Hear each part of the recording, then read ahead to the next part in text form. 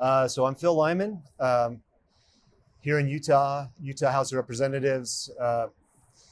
In the legislature, I've got my good friend Jeff O'Donnell here with me, and we came to just talk about some basic election principles. So Jeff, glad to have you here. Great to be here, Phil. There's an awful lot of details involved in our elections. And as you know, a lot of people are concerned that their vote did not count in the 2020 election. We thought we'd just go over some basic concept of it. One of the things we look at, obviously, Phil, is what we call the machines. Okay, when we talk about the machines, we're talking about the vendors who actually have sold election systems, which includes hardware and software Right. and scanners and all manners of things. And those companies are generally in this country Dominion. The largest is actually ES&S. There's Hart Voting That's Systems. Utah's is mainly Yeah, yes. Utah's mainly ES&S. And there's Hart Voting Systems. There's a couple others that have a smaller footprint. But a lot of what we're looking into is the power that we've kind of given to these large vendors to not help us run our elections, but perhaps actually run our elections for us.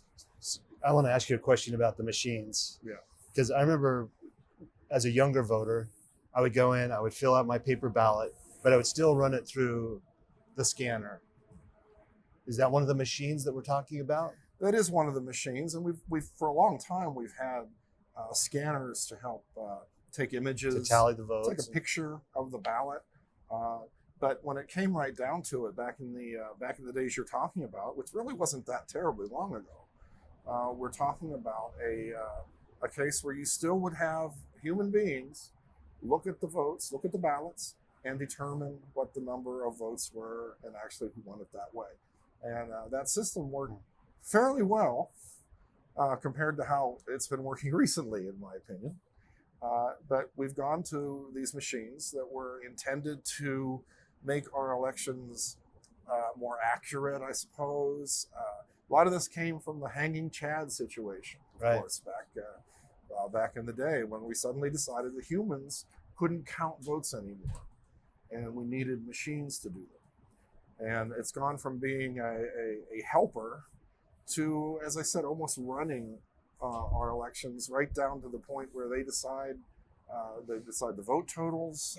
They decide what is a valid ballot and what isn't. So I think going back to the hanging chads, the election of 2000 spawned the Help America Vote Act, the HAVA Act, which was the federal government saying we want to invest more money in our elections to make sure that they're safe and secure. And so that's got a lot of criticism whether or not they're effective in it.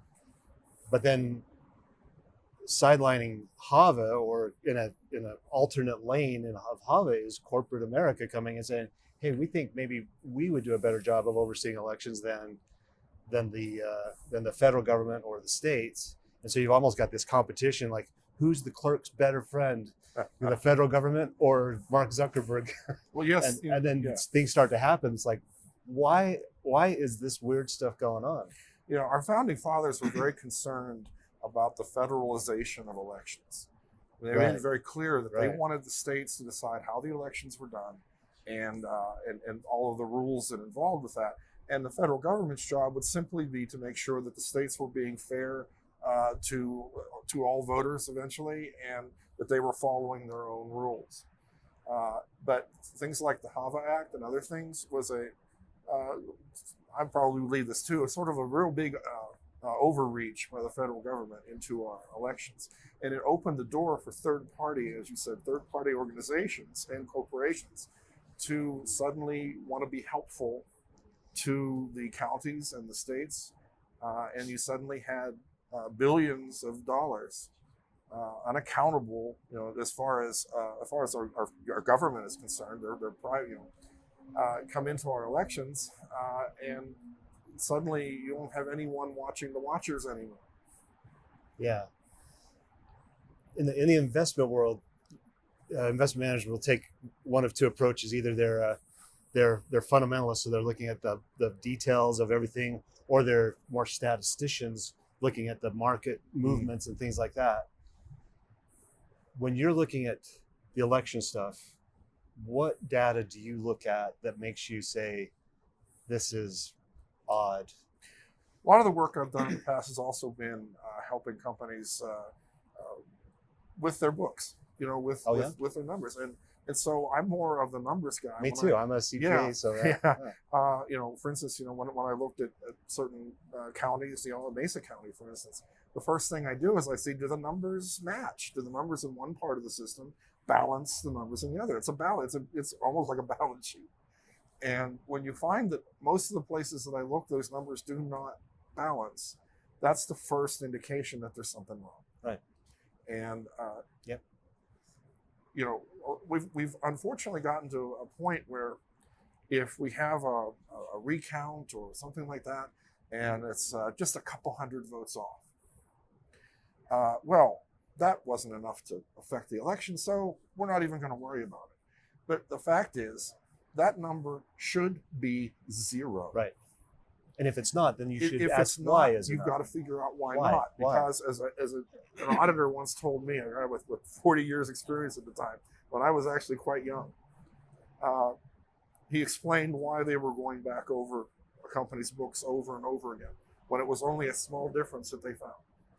And he said that in his experience, if it's off by $1, it might actually be off by $1 million. That's right. Something caused it to be off. Yeah. And the fact that only $1 is showing does not mean that the process behind it had lots more problems in it. And we're that way. If the numbers don't add up, and there were 3 separate counts of paper ballots in Maricopa.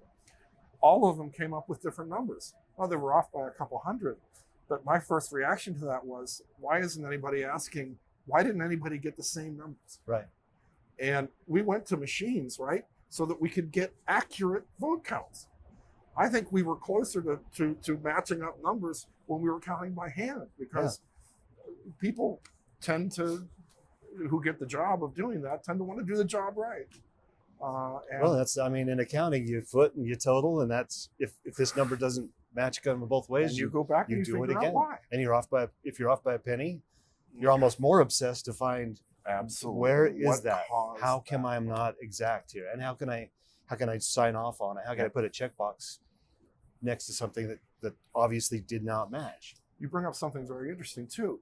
There was accountability then, because the person who signed off on that and did checkbox, they were on the hook for it. That's right. And whether it's whether it's in the financial world or in elections, you have a situation now where, kind of an example is the destruction of records that we're seeing in some places that would seem to any kind of, I think, rational person to be a violation of the federal retention requirements. Well,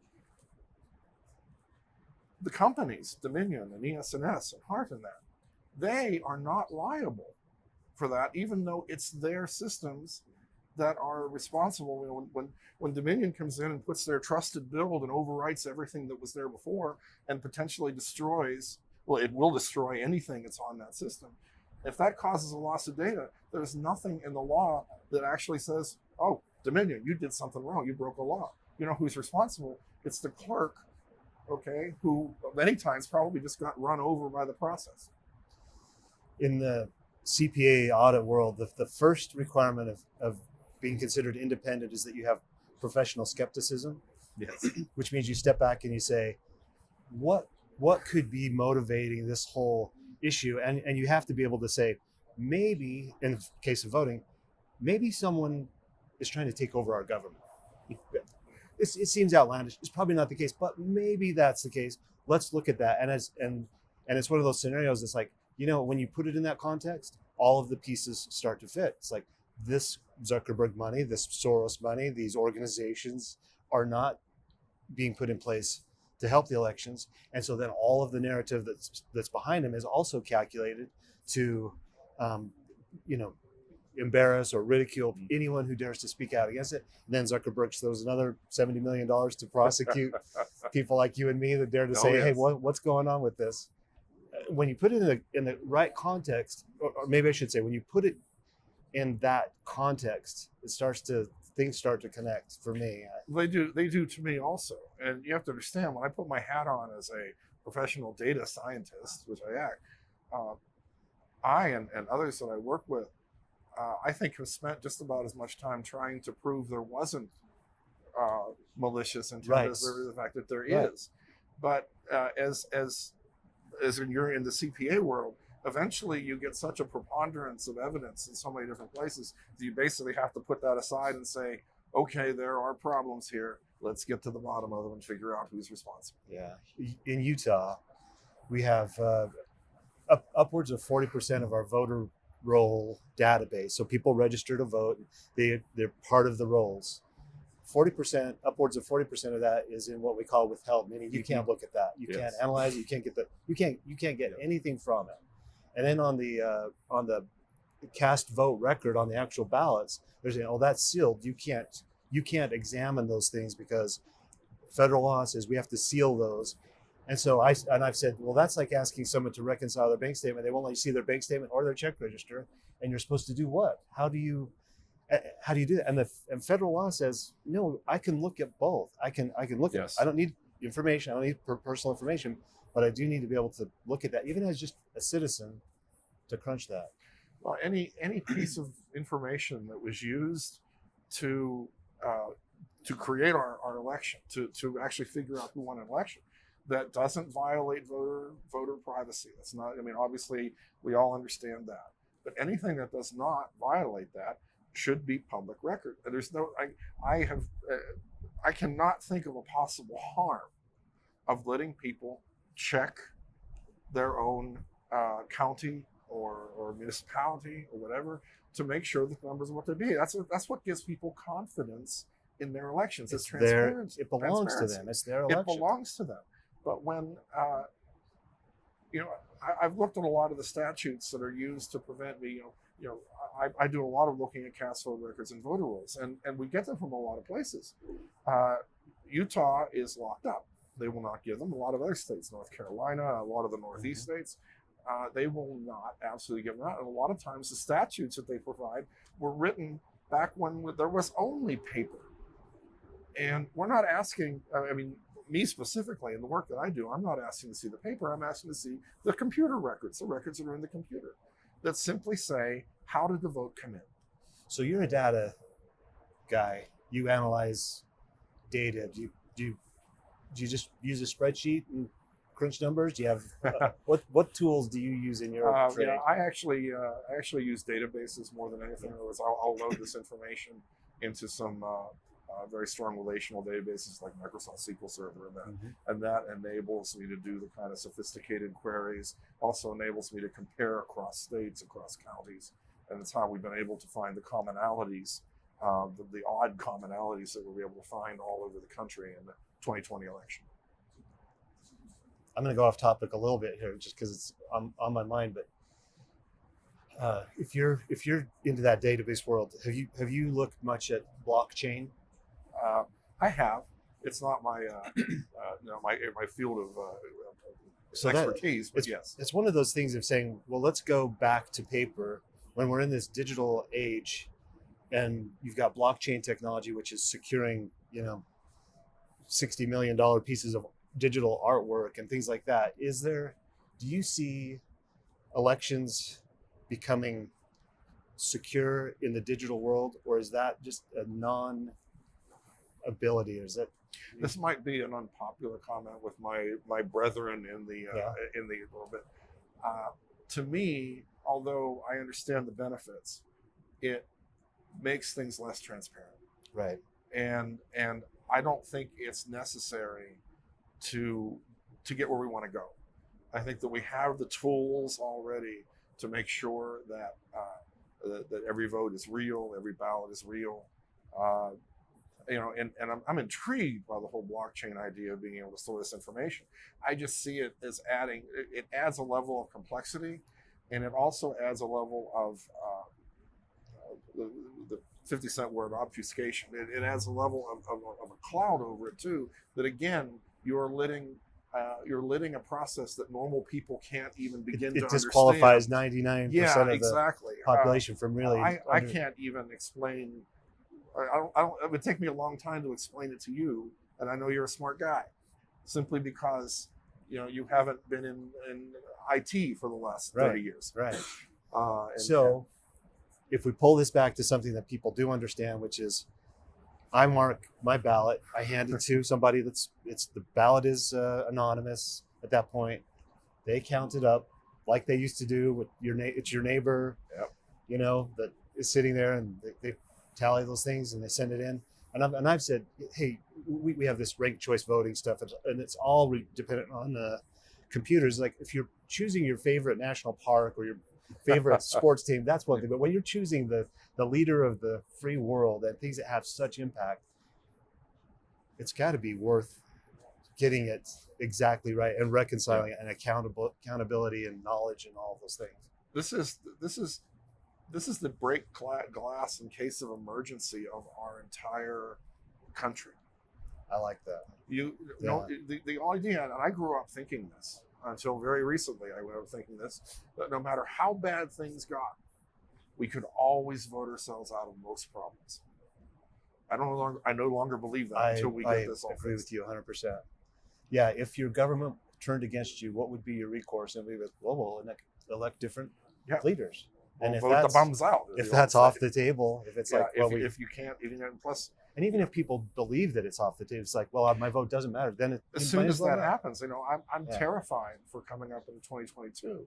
And by the way, I think that we're learning enough about 2020 that we are going to be able to interdict most of the problems if we work hard and do our jobs. But if people don't go out and vote, then it's all for nothing. If people think, well, why should I vote? There's a computer counting for, making my vote up anyway, and they don't vote, then we are truly, truly lost. Yeah, it doesn't matter what we do. Okay, if people do not have the confidence to go out and vote, so vote. So is that your motivation for being involved in this? It is my motivation. It's my motivation too. It's just the future of the country. Our system of government, our future, my grandchildren, they're all at risk right now, and it's not a supposition on my part. I believe it wholeheartedly. The intimidation effort that comes from the left on this, for some people, it might say, "Hey, this isn't worth it." For me, it's like validation that this is something that absolutely has to be looked into. And if you're going to be a leader, you can't equivocate or back away from that just because it's starting to get a little bit uncomfortable. In fact, it should be the opposite. Yeah, just attacking the character or ridiculing us. Let me put it this way. As I said, I am a numbers guy at heart. And if you want to push back, or if you want to go against numbers, what is the right way to do it? With numbers. Yeah. And I would welcome that. This analysis that I'm involved in and working with others and being involved in, it's not easy, Phil, believe it or not. And sometimes, you make decisions and maybe out of on the whole 100% of the stuff I found, maybe 2% I made a wrong assumption. I wouldn't say much more than that, frankly, but the point is, it's all right. Well, push back, tell us where we're wrong, or if we're totally wrong, give us the proof that we're totally It's not personal. It's just personal. Crunching the numbers and saying, hey, this column doesn't match this column. Yeah, and so when instead of that you get attacks, well, his opinion doesn't count because he did this, or it's just a classic logical problem, and it's intentional. It's the way they've been, maybe for a long time, but especially since 2016, that seems to have been the way to push back against anything someone on the right says. Although I really, really don't want this to be a right-left argument, because the techniques and the methods that were used in 2020. Let me tell you something, Phil. They could be bought by the highest bidder. And what if in 4 years or 6 years or 12 years, it's some unscrupulous Republicans that decide to be the highest bidder? What's that? What is the left? What are the Democrats going to say at that point when all of a sudden election like happened to us in 2020 happens to them in the future? Yeah, and we said we warned you guys. this is about the future. This is about the future. Yeah, we have to look at 2020 because that's I on mean, the table. And And anybody that watched the 2020 election unfold was saying, what's going on? Why did we stop counting? Hey, what's going on? Why did this? There's so many of this. What's going on? What's going on? And the answer is, you should not be asking those questions. Or no. I mean, you should have total confidence in the election process, and we don't have anywhere close to that. I don't know if I mentioned, Jeff, you are the lone raccoon. Yes, lone raccoon of the apocalypse. Of the apocalypse. Yes, that's important. That is important. And then that's your podcast that you do? Telegram and the things that I put out. Yeah. Thank you for doing all of that, by the way. Oh, well, you're welcome. I just kind of fell into it just because it was a way that I could try to make a difference. For me, kind of getting involved in some of these things and, making connections with people as you go and finding out that there are very intelligent people committing a lot of time and resources. It's, I don't know, it feels patriotic to me. It feels like this is a great opportunity. So even though it's a bad situation, I'm seeing kind of some of the best of what makes America, America, and that's government by the people who don't take a laying down, who stand up. Absolutely. And one of the saddest things I've seen over the course of the last 6, 7, 8 months especially are very, very intelligent, very patriotic people who have been scared off.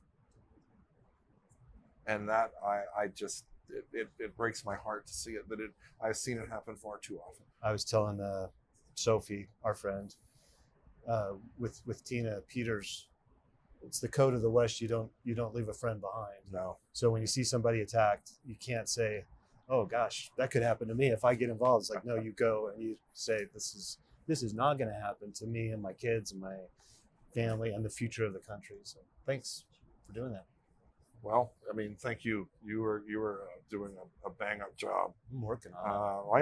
I know. You're facing every day. You are facing opposition and frankly, opposition. It's hard to make logical arguments against illogic. That's what we both face and what we're doing. Because when someone makes a statement or a counter that is just so obviously, can I use the word stupid? Yeah. Okay. Please obviously stupid. And then you have to intelligently. You have to, I mean, you almost have to get down to the stupid level to try to get to it. And I don't like to do that because then that's all they talk about. Yeah, that's right. But it's almost impossible to refute arguments which are ridiculous. Because all you can do is call them ridiculous, and that doesn't seem to resonate with anybody. I like the numbers. I like going back to the numbers. I do like the numbers. The numbers tell us a lot of things. They do, and we're finding more things in the numbers all the time. Every time we can, crack a cast vote record or something out of the wizened hands of one of these counties, which we're able to do. We're running out of crowbars though, so we need, if anybody wants to donate some crowbars to help get those records, out of those hands. I've got one in my truck. Okay, good. I'll grab good. it. Yeah, That'll be one more county that maybe we might be able to get. Yeah. Thank you. You're all a patriot.